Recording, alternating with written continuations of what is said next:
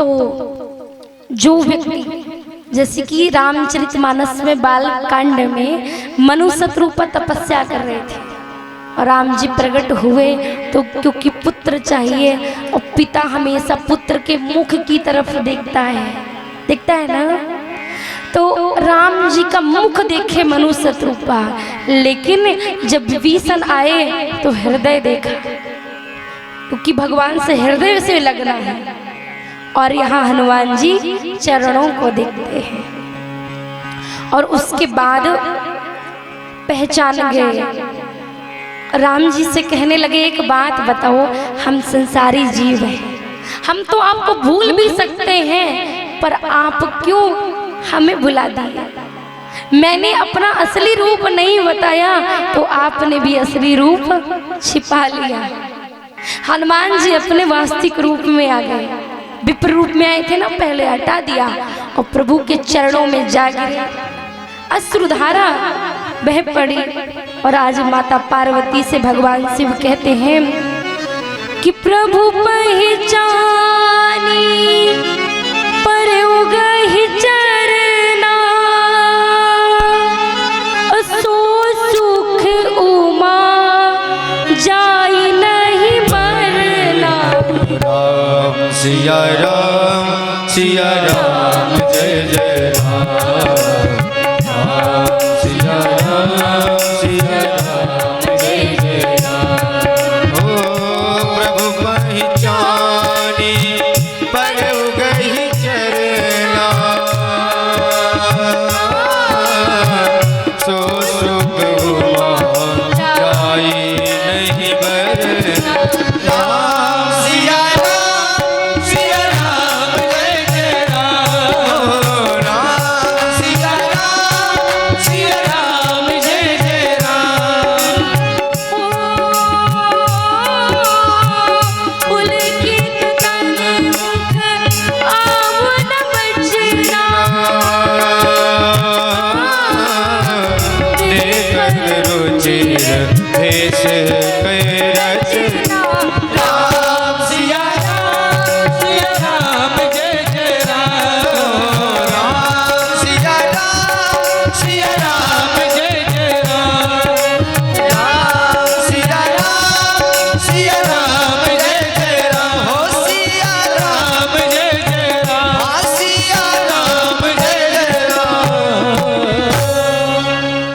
हनुमान जी ने प्रभु को पहचाना और चरणों में गिर पड़े। ना तो एक शब्द निकला, ना वाणी कुछ कह पाई, नेत्र सजल हो गए। अब आज हनुमान जी कहते हैं कि प्रभु आप से एक आग्रह करूंगा कि आप सुग्रीव से चल करके मित्रता कर लीजिए। राम जी कहे, देखो भैया, जिसको मित्रता करनी होती है वो हमारे सन्मुख आता है। यदि सुग्रीव को मित्रता करनी है तो उसे हमारे पास आना पड़ेगा। हनुमान जी ने कहा, प्रभु यदि वो आ पाता तो फिर मैं क्यों आता? हाँ, जब वो आ पाता तो मैं क्यों आता? क्योंकि उसमें योग्यता ही नहीं है कि वो आपके पास आ पाए। प्रभु एक बात बताइए, जब संसारी जीव आपको भूल जाता है तो क्या आप उसे अपनी याद नहीं दिलाते हैं ना? उसी प्रकार सुग्रीव में वो पात्रता नहीं है कि वो आपको आकर के मिले, लेकिन आप तो जा सकते हैं। और दूसरा कारण, आप कहते हो कि जो व्यक्ति ऊंचाई पर बैठा हो उसके पास भगवान स्वयं जाते हैं, तो सुग्रीव नीचे उतर करके क्यों आए? भगवान ने कहा, बहुत चल करके आए हैं, पैदल थक गए हैं, अब नहीं जा सकते हैं। हनुमान जी ने कहा, प्रभु आप थक गए हो तो एक काम करो, ये मेरे कंधों पे एक साइड आप बैठ जाओ और एक साइड लखन भैया बैठ जाएंगे। और यहाँ पर राम जी आज लखन लाल जी को देख करके कहते हैं कि लक्ष्मण मुझे हनुमान तुमसे ज्यादा प्रिय लगता है। हनुमान जी को जब प्रिय कहा तो लक्ष्मण जी का सशंकित होना स्वाभाविक है। जो शुरू से लगा हो, जो घर छोड़ करके आ गया हो, पत्नी को छोड़ करके आ गया हो, 14 वर्ष जागृत रहने का वचन लिया हो, हनुमान जी के आते ही राम जी कहे ये तुमसे ज्यादा प्रिय है। लक्ष्मण जी सोचे बताओ, तब से लगे थे हम ही कह रहे हैं इसके आते ही कि ये तुमसे ज्यादा प्रिय है। अच्छा एक बात बताओ, जैसे कि आप सुबह शाम मेरे साथ लगे रहो और मैं किसी अगले व्यक्ति को बताऊं तो बुरा लगेगा कि नहीं लगेगा? हाँ लगेगा ना, लगता है। हम किसी से प्रेम करते हो और उसके लिए सब छोड़ दें, अब वो किसी दूसरे के लिए हमें छोड़ दे, अब बताइए कि वो तुमसे ज्यादा अच्छा है तो बुरा लगेगा कि नहीं लगेगा? लगेगा ना। लक्ष्मण जी की भी यही स्थिति है, पर राम जी ने भी निराकरण नहीं किया, कहे हो जाएगा समाधान, बैठो तो सही हनुमान जी को।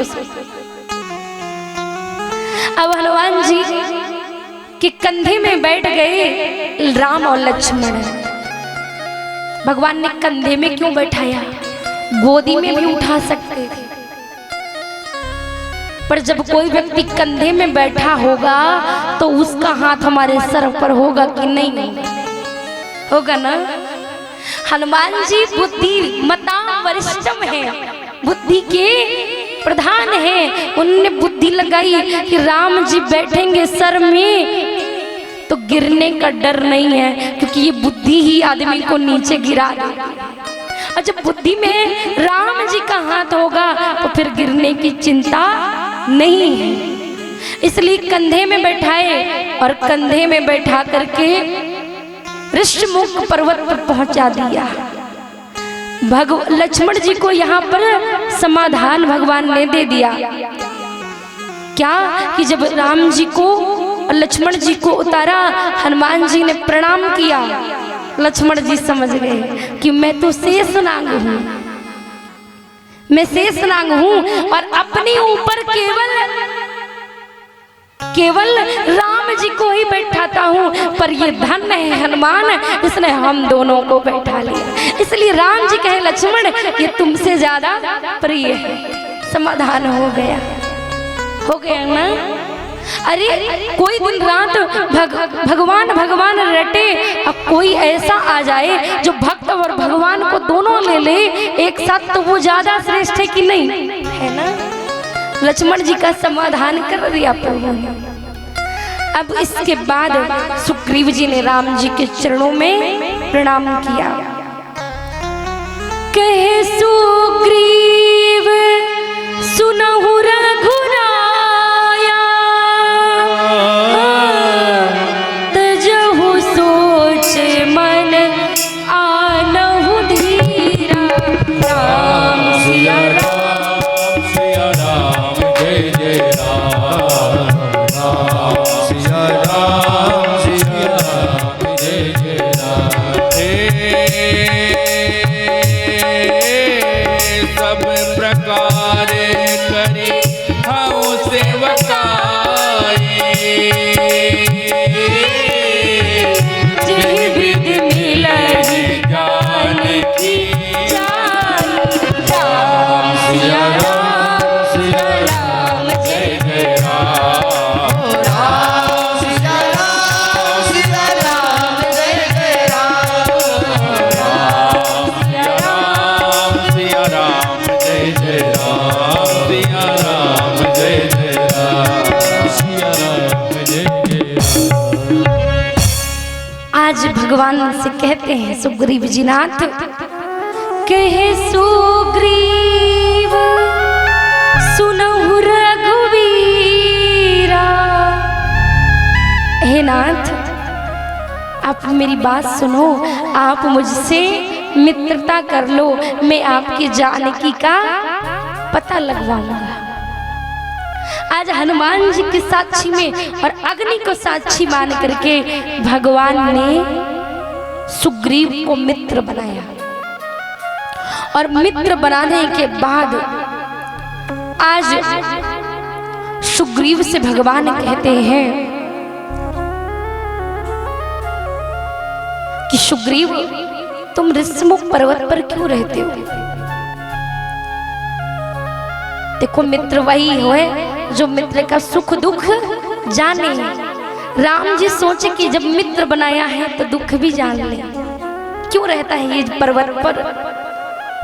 देखो, सुग्रीव जिस पर्वत पर रहता, उस पर्वत की विशेषता है कि वहां हमेशा संत लोग सत्संग करते हैं। वो सत्संग की भूमि पर रहता है। हनुमान जी जैसे सदगुरु का साथ है, मंत्री का साथ है, तो बताओ भगवान आएंगे कि नहीं आएंगे?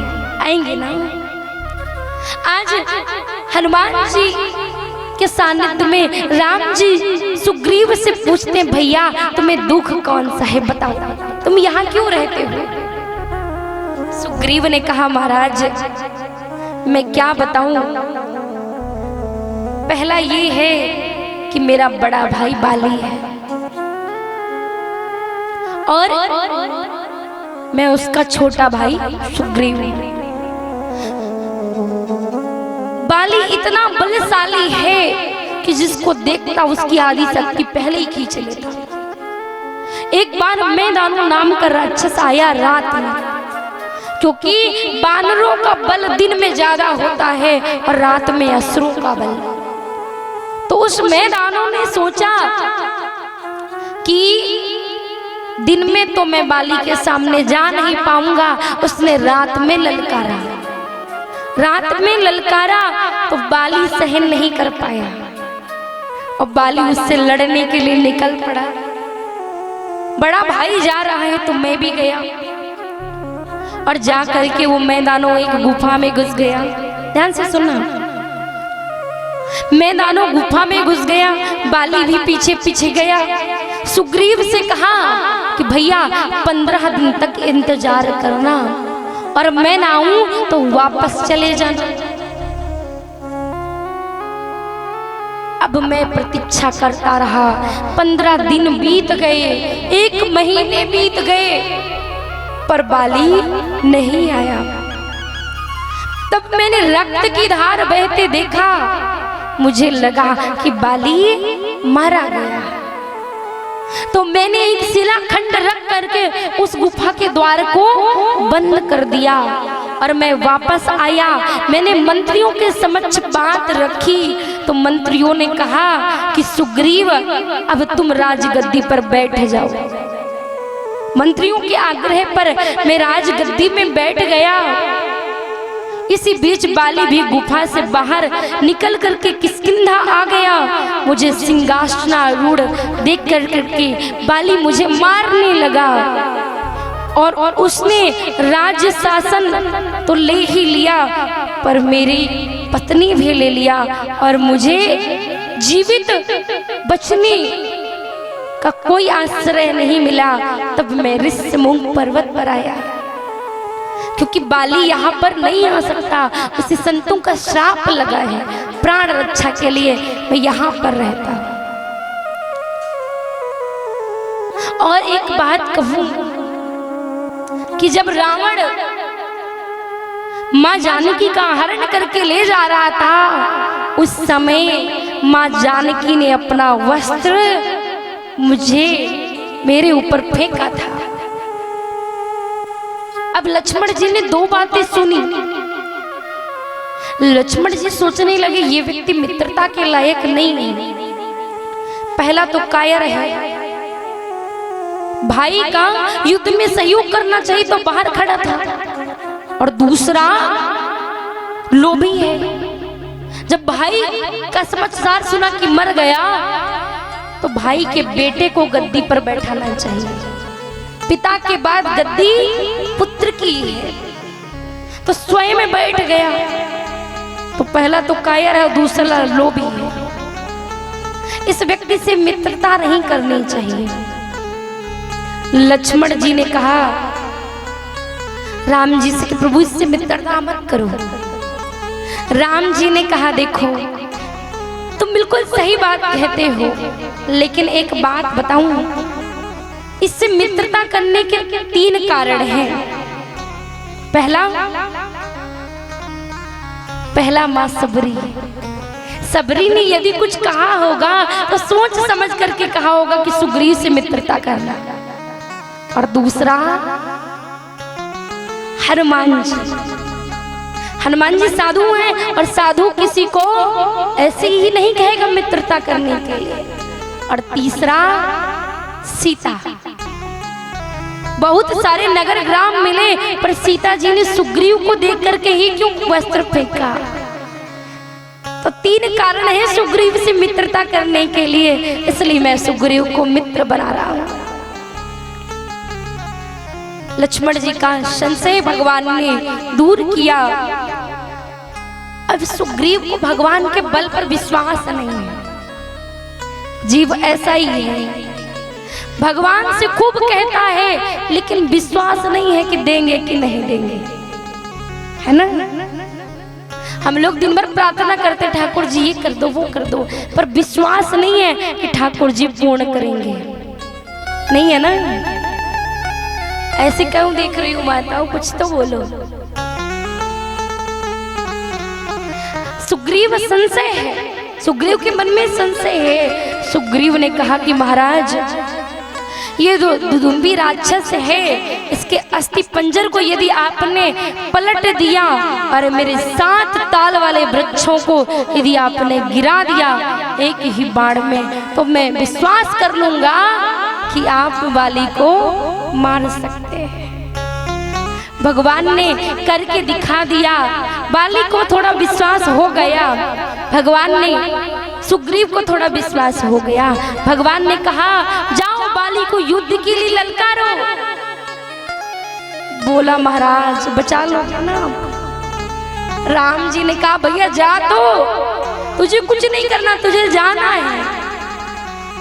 गया, ललकारने लगा, बाली निकलने लगा और जैसे ही बाली निकलने लगा तो तारा ने हाथ पकड़ लिया बाली की पत्नी ने और कहने लगी हो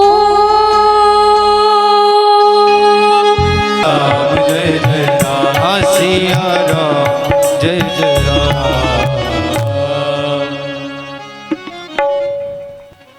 तारा समझाती है नाथ सुनो पति जी नहीं मिले वो सुग्रीवा ते दो बंधु तेज बल शिवा। अरे वो जो दो आए हैं ना उन्हें साधारण मत समझिए, वो राम लक्ष्मण है, अपार बल है उनमें, आप उनसे जीत नहीं पाएंगे।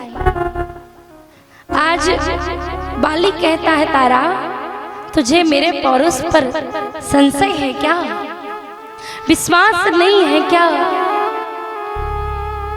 तारा ने कहा विश्वास तो है, पर मैं नहीं चाहती कि आज के बाद मेरा सौभाग्य उजड़ जाए। और आप जिससे लड़ने जा रहे हैं वो आपको छोड़ेंगे नहीं। लेकिन बाली कहता अभिमान है ना, तुम चिंता मत करो, मैं उनसे युद्ध करने जाऊंगा। और आज युद्ध करने के लिए बाली निकल पड़ा। तो मानसकार और संत जन ऐसा कहते, रामचरितमानस में तो नहीं पता, लेकिन संत जनों का ऐसा कहना है कि जब बाली सुग्रीव से युद्ध करने गया तो भगवान ने बाली को मारा नहीं। पहली बार में रामचरितमानस में लिखा है, पहली बार में नहीं मारा, बाली ने इतना मारा सुग्रीव को कि प्राण बचा करके भागना पड़ा। तो क्यों नहीं मारा? संत जनों का ऐसा कहना है कि उस समय बाली की पत्नी श्रृंगार करके बैठी थी, उसने तुरंत ही सिंदूर लगाया था और भगवान ने उसके सिंदूर को उजड़ने नहीं दिया। लेकिन दोबारा जब वही बाली लड़ने गया तब तारा स्नान करने गई थी, सिंदूर मिट चुका था। इसलिए और कुछ संतों का ऐसा कहना है, मानसकार का भी कहना है कि दोनों एक जैसे भी दिख रहे थे। अच्छा एक बात बताओ, जिसने हमें बनाया है वो हमें पहचानता नहीं होगा क्या? पहचानता होगा ना। तो वो नहीं पहचान पाएगा कौन बाली है कौन सुग्रीव है। लेकिन भगवान ने यहाँ पर सुग्रीव की रक्षा क्यों नहीं की? क्योंकि बाली कहता है भगवान समदर्शी है। जब निकला पत्नी से बोल करके कि वो समदर्शी है, मतलब उसका विश्वास पक्का है कि भगवान समदृष्टा है। और यहाँ सुग्रीव का विश्वास डगमगा रहा है युद्ध भूमि में, तो भगवान ने रक्षा नहीं की। रोते रोते बाली आया, वो सुग्रीव आया, बोला प्रभु आज तो आपने ऐसा मरवाया कि प्राण बचा करके भागा हूं। राम जी ने कहा कि तुम दोनों एक जैसे दिख रहे थे, लेकिन इतनी चोट लगी थी कि राम जी को दया आ गई और राम जी ने माला पहना दी, हाथ फेर करके उसके कष्ट को दूर कर दिया। मतलब बाली समझ गया कि राम जी ने जिसके गले में माला डाल दी है वो विजयी हो गया। लेकिन राम जी मारते नहीं हैं, तारते भी हैं। बाली ने कहा कि मुझे मरने की चिंता नहीं है, मुझे डरने की चिंता है, इसलिए मैं युद्ध करूंगा। और सुग्रीव से युद्ध करने लगे और युद्ध करते करते जैसे ही सुग्रीव को बाली ने जोर से मारा तो ओट में छिपे थे भगवान। सुग्रीव ने देखा महाराज रक्षा करो, भगवान ने एक बाण निकाला और बाली का गोविंदाय नमो नमः बोले भक्तवत्सल भगवान की जय हो। अब बाली जैसे ही बाण लगा गिर पड़ा, भगवान उसके सर के पास आ गए। बाली ने कहा महाराज आपने मुझे क्यों मारा है, मेरी क्या गलती है, मेरा क्या अपराध है? आपने मुझे ऐसे मारा जैसे कोई छिप करके किसी दोषी को मारता है। लेकिन मैंने सुना है कि नाथ धर्म ही तू अवतरु गुसाई, अमारु मोही अधिकी नाई। अरे नाथ आप धर्म हेतु अवतरे हैं और मुझे व्याधि की तरह मार दिया। राम जी ने कहा भैया मनुष्य का यही स्वभाव है कि दूसरे को तो धर्म सिखाता है और स्वयं भले अधर्म कर रहा है। हाँ राम जी से कर अधर्म है तू, तो तुम कौन सा धर्म कर रहे थे? हाँ राम जी को तुम धर्म सिखा रहे हो। राम जी ने कहा भैया धर्म के लिए तो अवतरित हूँ, लेकिन तुम भी तो धर्म नहीं कर रहे हो, तुम भी तो अधर्म कर रहे हो। वो अधर्म कौन सा है? अनुज बधू भगनी सुत नारी, सुनु सठ कन्या समय।